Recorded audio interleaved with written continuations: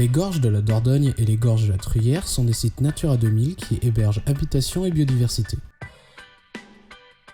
Depuis chez vous, vous pouvez observer facilement le milan royal plané, le piquemar dans un arbre ou l'alouette lulu dans une prairie. À votre échelle, vous pouvez protéger la nature directement dans vos jardins. Autour de nos maisons, les risques sont nombreux pour la faune. Les collisions avec les vitres, les chutes dans les conduits de cheminée et les trous d'eau, la prédation par les chats, l'utilisation de pesticides ou la destruction de nids par la coupe d'arbres. Il n'est pas nécessaire de toujours recourir aux insecticides et rongicides. Il suffit d'empêcher ces animaux d'entrer dans la maison.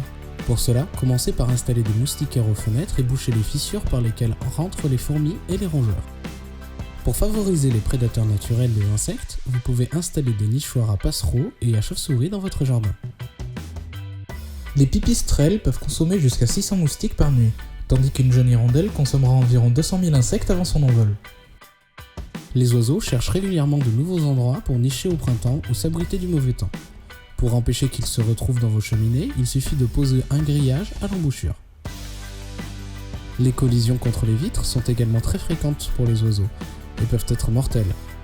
La pose de décoration ou d'autocollants sur la face extérieure rendra l'obstacle de nouveau visible. Dans les piscines, abreuvoirs ou bouches d'évacuation, les petits animaux peuvent se noyer. Des solutions existent pour leur permettre de sortir de l'eau.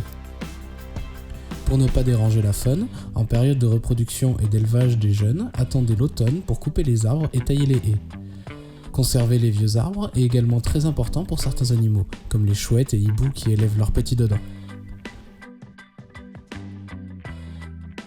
Pour aider les oiseaux granivores, mettez-leur de la nourriture à disposition dans une mangeoire, en particulier l'hiver.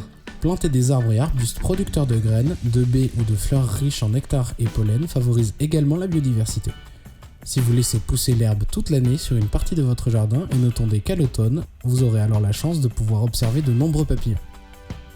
Les murets en pierre sèche, tas de bois et tas de pierres constituent aussi des abris pour les reptiles et petits mammifères. Enfin, la création de mares favorisera la présence d'amphibiens, libellules et autres insectes, et permettra aux plus gros animaux de venir s'abreuver.